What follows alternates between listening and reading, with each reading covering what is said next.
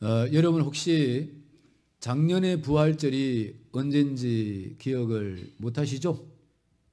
예, 작년에는 3월 28일이 부활주일이었습니다. 그런데 오늘은 지금 4월 17일이 부활주일 아닙니까? 왜 이렇게 부활주일이 왔다 갔다 하는가? 여기에 대한 의심을 해보신 분이 계실지 모르겠습니다. 이 부활절을 어떻게 결정했는가 하면 325년, 그러니까 예수님 오시고 325년 되는 때에 니케아 회의에서 삼위일체 교리를 확정을 했습니다. 그러면서 그때에 부활주의를 언제로 정할 것이냐, 거기에 대한 기준을 확정했어요. 그 기준이 무엇인가 하면 춘분이 지나고 나서 보름, 만월, 보름달이 뜨고 나서 그 다음에 바로 오는 주일을 부활주일로 정한다. 이렇게 결정을 했습니다. 그래서 지난해에는 춘분은 3월 21일입니다. 춘분이 지나고 나서 2월 15일이 그 주간에 있었습니다. 그리고 3월 28일이 부활주일이 된 거예요. 올해는 어떻게 됐느냐? 올해는 오늘이 17일이 아닙니까? 3월 21일이 역시 춘분이었고 그 춘분이 지나고 나서 언제 보름이 왔는가 하면 4월 15일이 3월 15일이에요. 음력으로. 그러니까 금요일 날이 만월 큰 이제 보름달이 떴잖아요. 그것이 뜨고 난 첫 번째 오는 주일로 삼다가 보니까 언제가 됐는가 하면 오늘 17일이 된 것입니다. 자, 내가 왜 이 말을 하느냐? 그 이유는 무엇인가 하면 부활주일이라고 하는 것을 우리는 1년에 하루를 지키지 않습니까? 오늘을. 그런데 325년이 오기 이전에 초대교회는 그렇게 지키지 않았어요.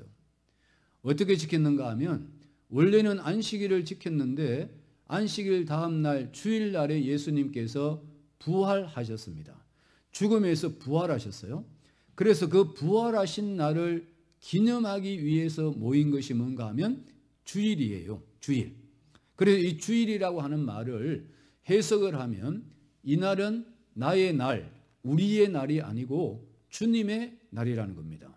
그래서 주님이 부활하심으로 말미암아 부활의 주님, 부활의 주인, 부활하심으로 말미암아 만왕의 왕이 되시는 그와 같은 날을 기념하는 것이 무엇인가 하면 주일이었어요.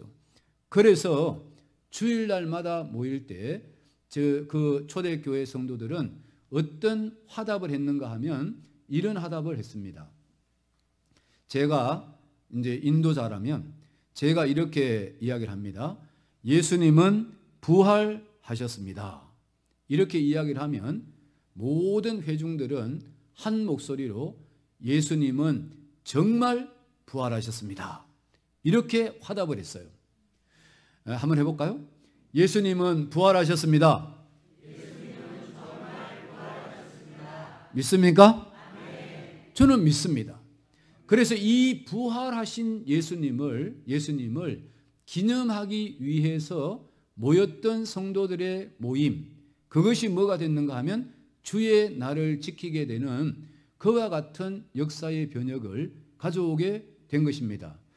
이런 면에서 볼 때에 우리는 오늘 주일만이 아니라 다음 주일도 그 다음 주일도 계속 무엇을 상기해야 되는가 하면 예수님의 부활을 상기하셔야 되는 겁니다. 그런데 부활이라고 하는 것은 무엇을 전제로 하느냐? 예수님의 죽음을 전제로 하고 있어요. 죽지 아니하고는 부활이라고 하는 것이 없습니다. 십자가 없는 영광은 존재하지 않는 것이에요. 이런 면에서 부활을 이야기할 때 예수님의 죽음을 우리가 묵상할 수밖에 없는데 예수님이 왜 죽었는가? 예수님이 왜 십자가에 달리셔야만 했느냐? 여기에 대한 깊은 묵상과 상고가 우리에게 전제되어져야만 하는 것입니다. 그것은 왜 죽었습니까? 인류를 위해서 죽으셨다. 너무 자기 자신과는 관계가 없죠. 정말 모든 사람이 아니라 나 한 사람을 위해서도 예수님은 십자가에 죽으셨을 것입니다. 나를 위해서 죽었다고 하는 이와 같은 주관적이고 개인적인 어떤 신앙 고백이 있을 때 그 예수님의 부활은 엄청난 의미로 저와 여러분들에게 다가올 수 있을 것이라고 그렇게 믿어집니다. 오늘 이 예수님이 오늘 본문에 있는 말씀의 내용은 예수님이 부활하시고 나서 첫 번째로 제자들에게 나타났던 그때의 사건을 기록하고 있습니다. 그것이 무엇이었습니까? 예수님이 안식 후 첫날 주일이죠. 그날 새벽에 부활하셨습니다. 그 부활하시고 난 다음에 예수님의 제자들은 다 흩어졌을 뿐만 아니라 완전히 시리에 빠져서 방문을 걸어 잠그고 거기에서 두려움과 공포 속에서 떨고 있었어요. 그도 그럴 것이 그들의 젊음을 포기하고 인생을 다 내려놓고 예수님만 따르고 예수님만 위해서 살겠다고 했는데 그 예수님이 우리의 왕이 되시고 하나님의 나라를 세울 것이라고 생각을 했는데 그 예수님이 맥없이 십자가에서 죽으셨습니다. 그것을 보았던 제자들은 야, 나의 꿈이 끝났구나. 나의 인생이 종쳤구나. 이제는 더 이상 소망할 곳이 아무것도 없구나. 이런 어떤 절망 상태에서 그들은 낙담할 수밖에 없는 상황에 있었습니다.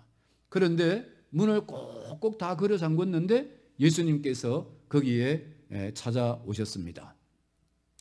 거기에 찾아오셔서 그들에게 뭐라고 이야기하십니까? 너희에게 평강이 있을지어다. 너희에게 평강이 있을지어다.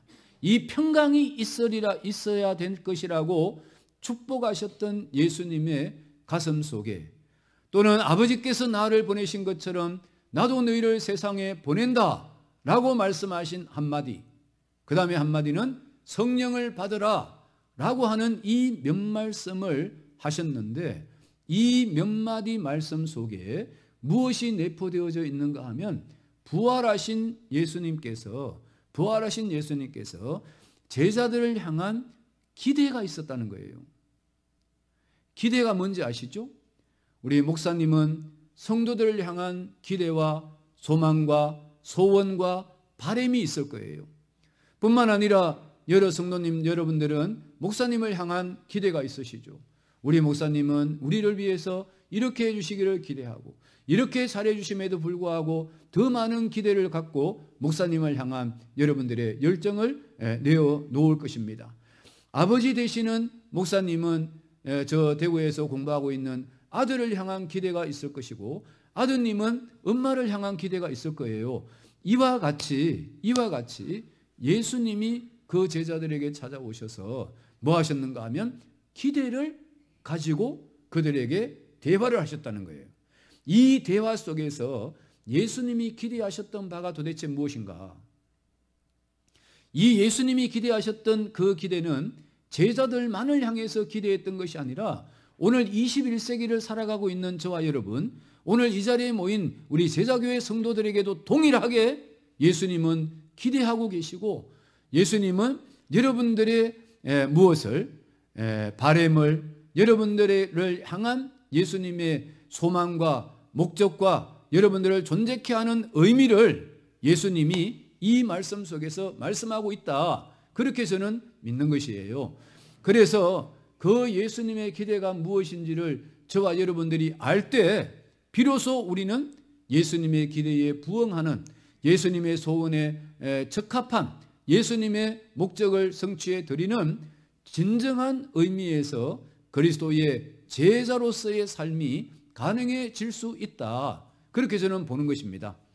그래서 제가 오늘 부활하신 주님의 기대라고 하는 그런 제목을 갖고 예수님의 기대가 무엇인지를 여러분들에게 소개해 드리면서 그 기대에 정말 부응하는 그 기대를 정말 이루어 드리는 그런 우리 제자교회가 되시기를 소망합니다.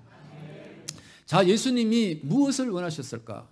예수님이 여기에 너희에게 평강이 있을지어다 이렇게 말씀을 하셨는데 그들에게 제자들에게 왜 평강이 사라졌을까요?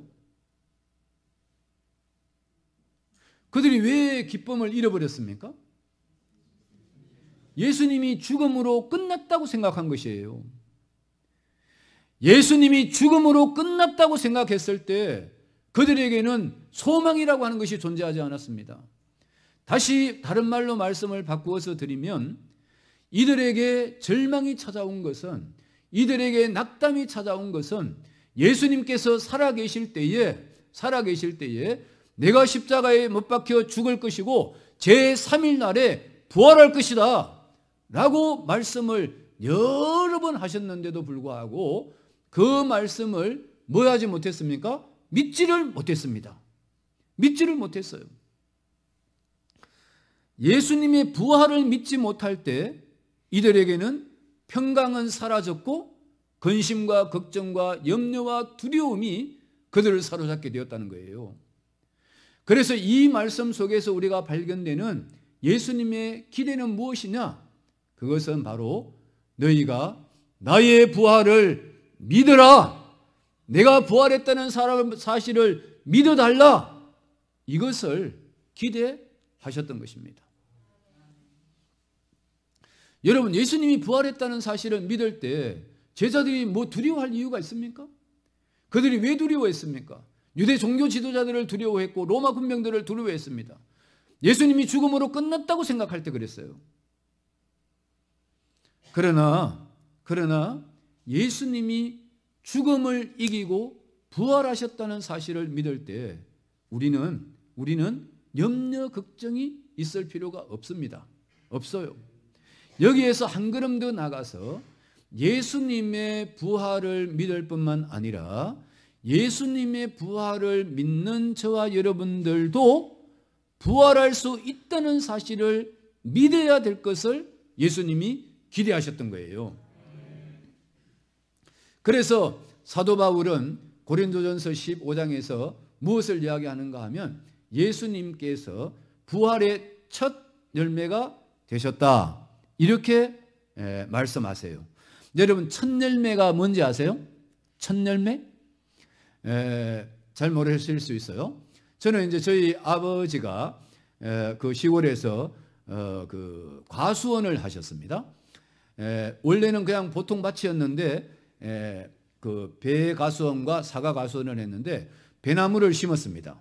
배나무 묘목을 심었는데 이 배나무가 1년이 있어도 배가 안 달립니다. 꽃은 피는데 안 달립니다. 2년이 있어도 안 달립니다. 3년이 있어도 안 달립니다. 4년째가 되니까 배가 달렸습니다. 배가 달렸는데 그 배가 개수는 매우 적은데요. 매우 적은데 배는 큰 배가 달렸습니다. 우리 여기 목사님 계시는데 저희 아버지가 66세 때 이주영 총장님 앞에서 예수를 믿겠다고 고백을 하셨어요. 그래가지고 그 첫 번째 딴 그 배를 내가 이주영 총장님에게 갖다 드렸습니다. 그랬는데 1년째 이제 처음으로 그 배가 달렸는데 다음 해에는 배가 달릴까요? 안 달릴까요? 많이 달릴까요? 첫 해보다 적게 달릴까요? 많이 달려요. 첫 번째 해에 만약에 5상자를 땄다면 두 번째 해에는 15상자를 딸 수 있어요. 그 다음에 세 번째는 뭐 한 40, 50상자를 딸 수도 있어요. 이건 뭘 이야기하는가 하면 첫 번째 열매가 맺혔다는 사실은 첫 열매가 맺혔다는 사실은 다음에 많은 열매가 맺힐 것을 약속하는 것이에요. 약속하는 것이에요. 그래서 예수님이 부활하셨다는 사실은 저도 여러분들도 부활할 것을 보증해 주는 하나의 시그널이다, 사인이다 라는 사실을 믿으라는 겁니다. 여러분 믿습니까? 이것을 믿을 때 우리가 뭐 할 수 있는가 하면 죽음이 와도 두려워하지 아니할 수 있다는 거예요. 뭐를 하니까? 부활을 믿으니까 말이에요. 부활을 믿으니까. 이 믿음을 예수님께서 기대하시고 이것을 너희가 가져야 된다고 기대하시는 겁니다. 여러분, 하나님의 일이 무엇이라고 생각하세요? 하나님의 일? 21일 날 할 교회 청소, 봄 대청소, 하나님의 일일 수 있죠. 여러분들이 이 예배당을 짓는 그 아름다운 역사들, 하나님의 일일 수 있지 않습니까? 그렇죠? 그런데 요한복음 6장에 보면 예수님의 제자들이 예수님께 이런 질문을 해요. 예수님, 우리가 어떻게 하여야 하나님의 일을 할 수 있겠습니까? 그렇게 물었습니다. 그러면 예수님은 대답을 어떻게 해야 되겠습니까? 이렇게 하나님의 일을 해야 된다. 이렇게 하는 것이 하나님의 일을 하는 방법이다. 그 방법을 가르쳐 줘야 될 거 아니겠어요? 근데 예수님께서는 동문서답을 하십니다. 요한복음 6장 29절. 거기에 보면 아버지께서 보내신 자 예수 그리스도를 믿는 것이 하나님의 일이다. 이렇게 말씀하세요. 하나님의 일을 어떻게 하면 할 수 있느냐를 물었는데 하나님의 일이 무엇인지를 개념을 정리해 주고 있어요. 그러니까 너희가 하나님의 일을 하려고 열심히 하는 것이 문제가 아니고 하나님의 일이 무엇인지를 알아야 된다. 그거 알아야 되는데 그것은 바로 하나님이 보내신 자 예수 그리스도를 그리스도로 메시아로 나의 구원자로 나를 위해서 죽으시고 부활하신 구세주로 믿는 것, 이것이 바로 하나님의 일이다. 이렇게 말씀하고 계세요. 이 믿음이 여러분 있으시죠? 이것이 하나님 앞에서 해야 될 가장 본질적인 일이고 가장 근본적인 우리가 해야지 될 하나님의 일이라는 것입니다. 일이라는 거예요. 이 믿음이 있을 때 우리의 두려움은 사라지고 우리의 공포는 찬양이 될 수 있고요. 우리의 염려와 걱정은 하나님을 향한 노래가 될 수 있다고 성경은 우리에게 말씀해 주고 있습니다. 이런 믿음으로 주님의 기대를 만족하게 해드리는 여러분 되시기를 소망합니다. 또한 예수님은 무엇을 기대하셨느냐? 그 예수님은 단순히 내가 부활할 것이라고 하는 사실을 믿는 믿음에서 끝나기를 원치 아니하시고 그 예수님은 오늘 여기 22절에 보면 저희를 향하사 숨을 내쉬며 가라사대 성령을 받으라 이렇게 말씀하세요. 성령을 받으라. 절망 중에 있는 자들에게 부활의 신앙을 믿기를 원하셨고 다음에는 부활의 능력을 갖고 능력 있는 그리스도인의 삶을 살아내기를 예수님은 기대하셨어요. 그러니까 어느 산속에서 수도원에서 기도원에서 예수님이 부활하셨다고 이 사실을 믿을 뿐만 아니라 나도 부활할 것을 믿습니다. 그렇게 이야기하면서 부활하신 예수님을 찬양하는 것으로 끝나는 것이 아니고 그 수도원에서 그 기도원에서 그 별장에서 내려와서 세상 속에 와가지고 뭐 하라는 거예요? 예수님의 부활을 믿는 자다운 능력 있는 그리스도인의 삶을 살아달라는 것이에요. 살아달라는 거예요. 이것이 주님의 기대라는 거예요. 오늘 우리가 매일이 주일이었으면 얼마나 좋을까 이런 생각을 하는 사람들이 있어요. 있는데 그것은 우리의 착각이에요. 예수님은 우리에게 그렇게 살라고 하지도 아니하셨고 그렇게 살기를 기대하시지도 아니하세요. 하나님이 천지 창조를 하셨습니다. 6일 동안에 천지 창조를 하셨습니다. 그리고 7일째 7째 날에 쉬셨어요. 그러면서 이 하루를 하나님을 위한 날로 제외를 해놓고 나머지 6일 동안에는 세상에 나가서 하나님의 일을 할 뿐만 아니라 이 세상에서 맡겨진 일을 해야 되는 거예요. 여러분들이 직장에 가든지 세상에 나가든지 어디에 가든지 간에 6일 동안은 자기에게 주어진 잡을 직장에서의 일을 해야 되는 것이에요. 그 일터에서 나는 부활의 예수님을 믿는 나도 부활할 것을 믿는 자답게 뭐 해야 됩니까? 삶을 살아내야 되는 것이죠. 삶을 살아내야 되는 것이에요. 이것이 제자의 삶이고 이것이 주님이 원하시는 제자를 향한 주님의 기대라 이런 이야기입니다. 이런 이야기예요. 그런데 우리는 이 예수님의 영이신 성령, 하나님의 영이신 성령, 이 성령의 역사가 아니고는 그런 능력 있는 삶이 가능하지 않아요. 가능하지 않습니다. 여러분들이 아시는 베드로, 그가 얼마나 정말 자신만만한 사람이었습니까? 모든 사람이 주님을 버릴지라도 나는 버리지 않을 것입니다. 그렇게 장담했던 그 베드로, 예수님이 잡혀가는 모습을 보고 계집종에게 앞에서 뭐라고 이야기합니까? 너의 말소리가 들어보니까 예수님의 제자구나. 너 갈릴리 그 방언을 쓰는 거 보니까 예수님을 따랐던 사람 맞잖아. 이렇게 이야기했을 때 베드로가 뭐라고 합니까? 처음에는 부인하고 두 번째는 뭐하죠? 맹세하고 저주하면서 예수님을 모른다고 부인했습니다. 그 위에 닭이 울었죠. 그래서 그는 나가서 정말 통곡하면서 하나님 앞에 회개했고요. 그 다음에 오순절 성령 강림이 임했을 때 성령의 충만함을 받고 난 뒤에 그는 초대교회를 탄생케 하는 그와 같은 산파 역할을 한 사람이 바로 베드로였습니다. 그들이 나가서 뭐 했습니까? 예수님은 우리를 위해서 죽으시고 하나님이 그를 부활시켰습니다. 다시 살아나셨습니다. 이 예수님의 죽으심과 부활을 증거했습니다. 그때에 예루살렘에 사는 많은 사람들 하루에 3,000명씩 5,000명씩 회개하고 주께로 돌아왔습니다. 그때의 종교 지도자들 너무너무 두려웠습니다. 죽었던 예수가 살아났다고? 그 비자 앞에서, 계집종 앞에서 예수를 부인하던 베드로, 그가 저렇게 담대하게 외치는 것을 보고 그를 공회에다가 불러서 그를 뭐합니까? 협박합니다. 사도행전 4장 19절 이하에 너 다시는 예수를 전하지도 말고 가르치지 말아라. 그냥 안 둘 거야. 협박했습니다. 그때의 베드로의 대답은 무엇이었습니까? 하나님 앞에서 내가 사람 말 듣는 것이 옳은지 하나님 말씀 듣는 것이 옳은지 판단하라. 우리는 보고 들은 바를 말하지 아니할 수 없다. 그러면서 능욕받는 일에, 능욕이 뭐예요? 아주 억울함을 당하고 욕먹고 이런 거 아닙니까?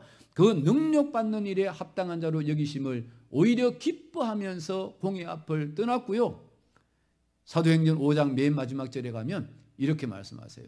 사도들이 집에 있든지 성전에 있든지 어디에 있든지 예수를 주와 그리스도라고 하는 사실을 가르치는 일과 전하는 일을 쉬지 아니했다.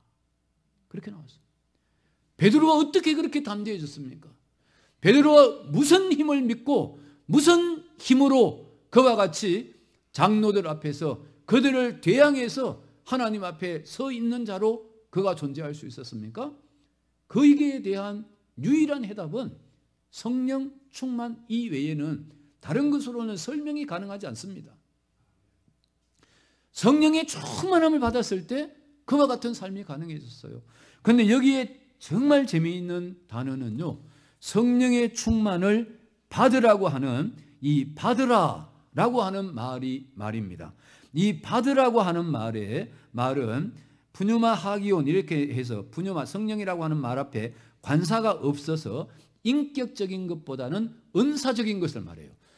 능력을 이야기할 때 여기에 관사를 붙이지 않아요. 그런데 그 은사를 받으라라고 할 때 이 받으라라고 하는 말은 그 헬라 말로는 이 받으라라고 하는 말이 뭐라고 할 수 있는가 하면 라베테라고 하는 단어인데 이 단어는 요한복음 18장이나 19장에는 뭐라고 하는가 하면 십자가에 예수님을 못 박도록 예수를 데려가라, 넘겨주라 라고 하는 말과 똑같은 말이에요. 그러니까 성령을 받으라라고 하는 말은 성령을 뭐 하는가 하면 너희들에게 이렇게 넘겨주라는 뜻이에요.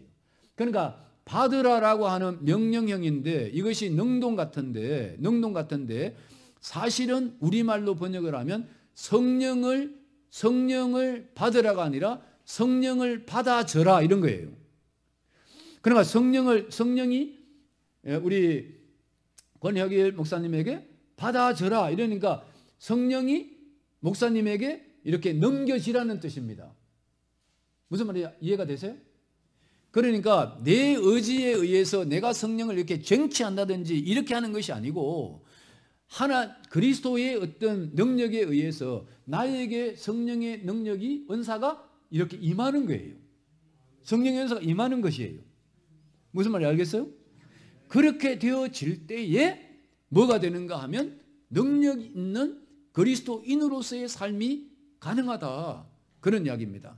여러분, 연합이라고 하는 개념을 아세요? 연합? 창세기에 보면 이런 말이 나와요. 우리나라는 뭐 여자가 자기 집을 떠나서 남자에게로 시집을 온다고 생각하지 않습니까? 그런데 성경은 그렇게 기록하지 않죠? 뭐라고 기록합니까? 남자가 그 부모를 떠나 여자와 연합하여 한 몸을 이룰지니, 이렇게 나와요. 거기에 여자가 부모를 떠나 남자가 부모를 떠나 여자와 연합하여 라고 할 때 연합이라고 하는 말이 무슨 말인가 하면 연합이라고 하는 말이 악교풀로 붙인다는 뜻이에요. 악교풀로 붙인다. 제가 지금 이거 내 원고를 찢을 수는 없고 요거를 내가 아주 그냥 이렇게 잘 찍겠습니다. 이 종이 아닙니까? 종이. 이 종인데 뭐 우리 그 유치부 아이들도 다 찢을 수 있어요. 제가 이걸 이렇게 좀 잘 찍겠습니다. 이건 내가 가져가겠습니다. 이렇게 종이 찢어지잖아요. 이 종이를 무엇에다가 악교풀로 요즘으로 말하면 순간 접착제로 붙이느냐에 따라서 이 종이의 파워가 달라지겠죠. 얘를 갖다 이 나무에다가 딱 접착제로 붙이면 이 종이가 뭐와 같은 힘을 발휘하겠어요? 나무와 같은 힘을 발휘해요. 그 다음에 얘를 갖다가 저 콘크리트 기둥에다가 붙이면 기둥과 같은 역할을 하겠죠. 그렇지 않습니까? 오늘 우리가 그리스도와 연합되었다, 그리스도 안에 있다, 예수님을 믿는다라고 하는 이야기는 예수님과 나가 뭐 된 건가 하면 연합된 것을 말해요. 이렇게 완전히 떨어지지 않도록 딱 붙였다는 이야기예요. 그래서 예수님께서 하늘나라로 가신다고 하셨을 때에 제자들이 두려워 떨었습니다. 두려워 떨었어요. 그때 예수님이 뭐라고 말씀하십니까? 너희가 세상에서는 환난을 당하나 담대하라. 내가 세상을 이겼다. 이렇게 말씀하시잖아요. 그게 여러분 무슨 뜻이에요? 예수님이 제자들에게 야, 나 세상 이겼어. 이걸 뭐 자랑하는 겁니까? 그건 아닌 것 같잖아요. 그럼 왜 예수님이 자기 자신이 이겼다는 사실을 제자들에게 그렇게 확신시켜주고 확인시켜 주셨을까요?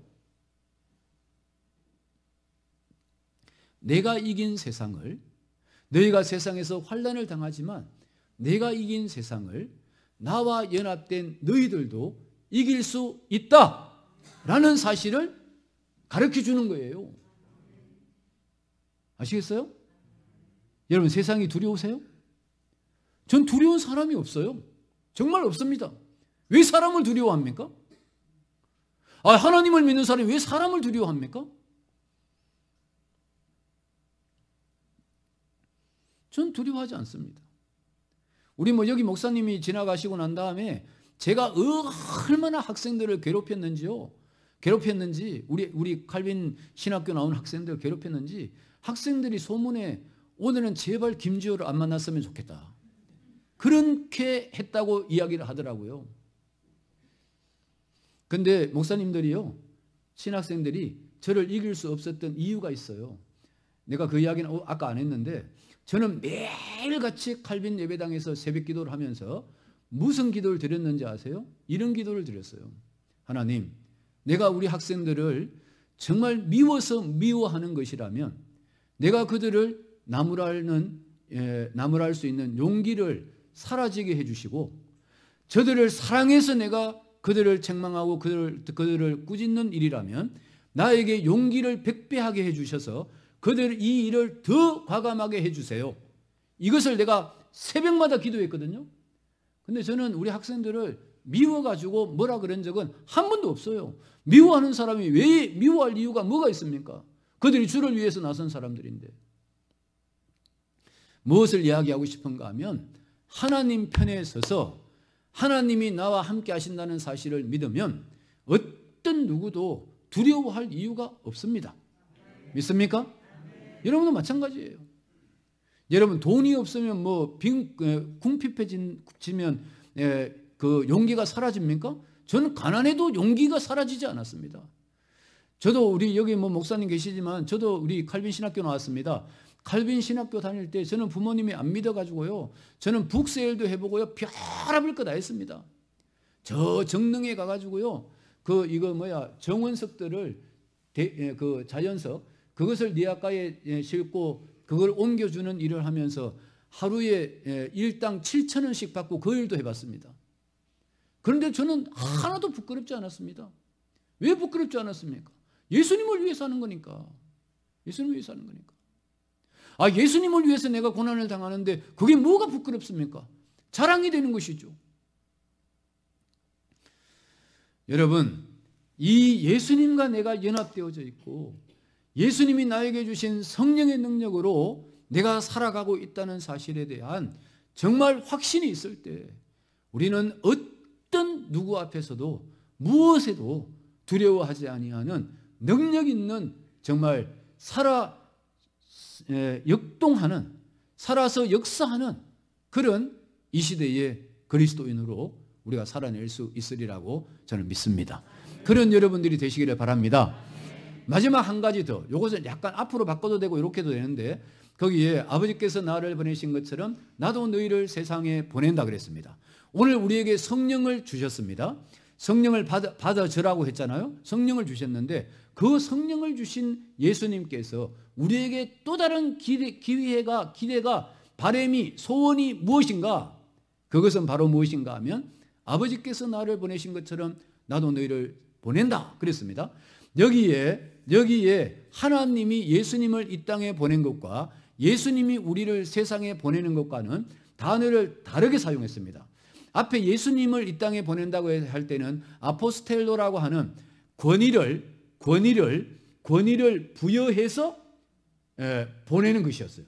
그러니까 예수님은 인간의 몸을 입고 왔지만 예수님은 하나님의 권능을 갖고 계셨습니다. 그래서 그분은 신성을 갖고 계셨다는 거예요. 그러나 그분은 뭐 하셨습니까? 물 위로 걸었습니다.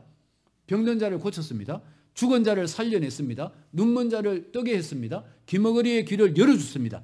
이런 기적들을 행할 수 있는 오솔리티, 능력을, 권위를 예수님은 갖고 태어나셨습니다. 갖고 이 땅에 오셨다는 거예요. 그런데 우리에게 나도 세상에 너희를 보낸다라고 할 때 그 보낸다라고 하는 것은 우리 한글로는 다 똑같아요. 똑같은 말인데 헬라 말로는 달라요. 펜퍼라고 하는 단어를 썼는데 이 펜퍼라고 하는 단어는 권위 아래서 보내지는 행동에 대한 것을 강조하는 거예요. 다시 말하면 우리는 우리의 권위를 갖고 가는 것이 아니라 예수님이 우리와 함께 할 때에만 그 권위가 나타나는 거예요. 그래서 마태복음 28장 20절에 뭐라고 합니까? 그 앞에 19절에는 하늘과 땅의 모든 권세를 내게 주셨으니 그러므로 너희는 가서 모든 족속으로 제자를 삼아 아버지와 아들 성령의 이름으로 세례를 부어주고 내가 너희에게 분부한 모든 것을 가르쳐 지키게 하라. 볼지어다 내가 세상 끝날까지 너희와 항상 함께 있으리라 하시니라 그랬죠. 세상 끝날까지 무엇을 하는 것을 전제로 마데투 사테 메이크 디사이플죠. 제자 삼는 일을 계속하는 한 내가 세상 끝날까지 너희와 함께 해주겠다. 이것을 약속하신 것이에요.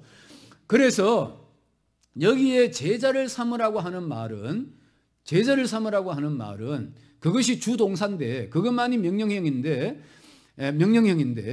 이것은 무엇을 전제로 하는가 하면 전도를 전제로 해요. 선교를 전제로 해요. 그러니까 예수 믿게 하는 일이 없이는 제자를 만들 수 없는 것이에요. 무슨 이야기인지 아시겠어요?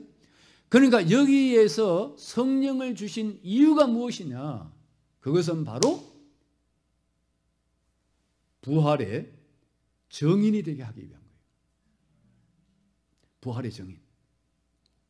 부활의 정인이 뭐예요? 정인이라고 하는 위트니스. 정인은 본 사람만이 정인이 될 수 있어요.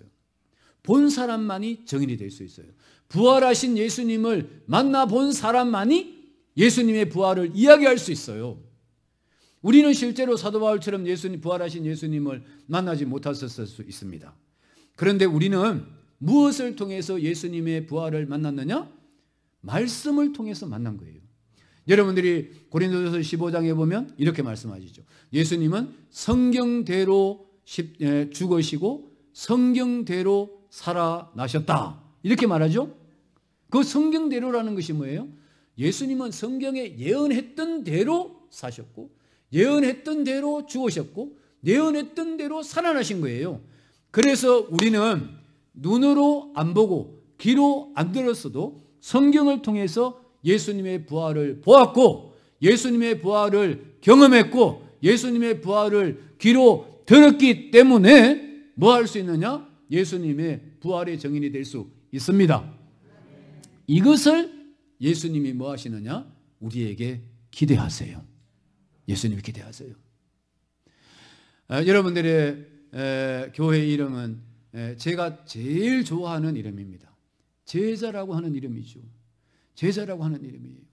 제자. 우리는 다 제자가 되기를 원하죠. 다 제자입니다. 넓은 의미에 있어서 제자예요. 정말 제자인데 제자들을 향한 예수님의 기대가 무엇이었습니까? 예수님이 부활하신 것을 믿고 예수님의 부활만 믿는 것이 아니라 예수님이 부활하신 사실을 믿는 나도 부활한다는 사실. 믿습니까? 이것을 믿으세요. 뿐만 아니라 성령을 받아주라고 할 때에 아멘 하고 어그리할 때, 허락할 때, 인정할 때 성령님이 나를 지배해 주세요. 성령이 나를 지배할 때 우리는 그리스도인으로서의 능력 있는 삶이 나의 힘이 아니고 성령의 능력으로 가능한 줄로 믿습니다. 이것을 주님이 기대하십니다. 그리고 우리에게 성령의 충만함을 주시고 능력 있는 삶을 사는 것이 세상 사람들을 지배하고 다스리고 그들을 우리의 마음대로 부려먹게 하기 위한 것이 아니에요. 그들을 어떻게 하면 복음의 증인이 되어서 복음으로 그들을 변화시키고 복음으로 그들을 섬기고 복음으로 그들을 영생 얻게 하고 복음으로 그들을 지옥에서 천국으로 옮기는 이와 같은 어마어마한 정말 하늘을 얻는 것보다 천지를 얻는 것보다 더 귀한 사역을 우리에게 하게 하시기 위해서 주신 것입니다. 이것을 주님이 기대하고 계세요. 오늘까지도 여러분들이 정말 성실하게 힘차게 달려오셔서 15년 동안을 여기까지 오셨습니다. 여러분 요 한마디만 하고 마칠게요. 여기 그 이야기 안 하고 더 재미난 게 아니라 정말 귀한 이야기 하나 하고 한 사람의 이야기를 하고 마치겠습니다. 영국의 청교도 신학자였고 설교가였던 스폴전이라고 하는 사람을 여러분들이 이름은 들어봤을 거예요.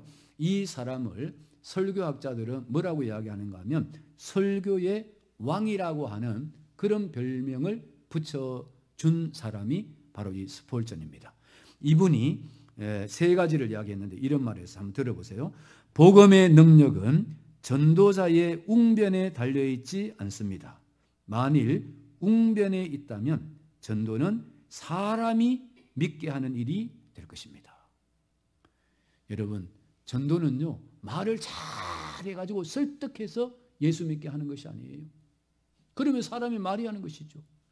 여러분들이 말이 어눌해도 말을 잘하지 못해도 떠듬거리면서도 예수님이 부활하신 것을 믿고 예수 믿으면 천국 갑니다를 전하는 그와 같은 일을 할 때 뭐가 역사하시면 성령이 역사하시면 믿게 되는 것입니다.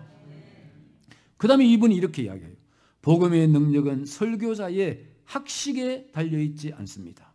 만일 그렇다면 전도는 인간의 지혜로 하는 것이 될 것이기 때문입니다. 전도는 인간의 지혜로 하는 것이 아니에요.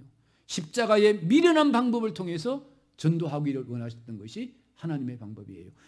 그러면서 이야기하기를 우리의 혀가 녹이 있을 때까지 전하고 흡파가 다 소모되어 죽을 때까지 증거한다 할지라도 성령의 능력이 하나님의 말씀을 통해서 역사하여 영혼을 변화시키지 않는다면 아무도 구원을 받을 수 없습니다.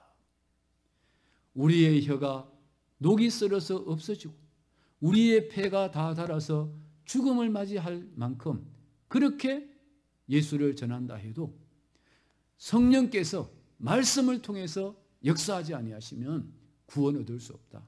다시 역으로 말하면 우리의 입술에, 우리의 노력에, 우리의 탄식에, 우리의 무엇에 의해서 영혼이 구원되는 것이 아니라 성령 하나님께서 말씀을 통해서 역사할 때 영혼이 구원 얻는 역사가 나타날 수 있다고 그렇게 말씀하십니다.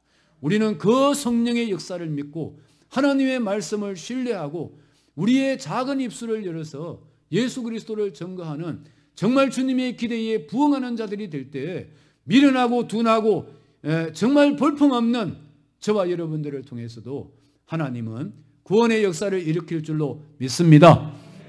그래서 이 구원의 역사를 통해서 정말 주님의 기대에 부응할 뿐만 아니라 하나님이 기뻐하시고 하나님의 기쁨이 되는 우리 제자교회 모든 성도들 되시고 우리 교회가 되시기를 주님의 이름으로 축원합니다.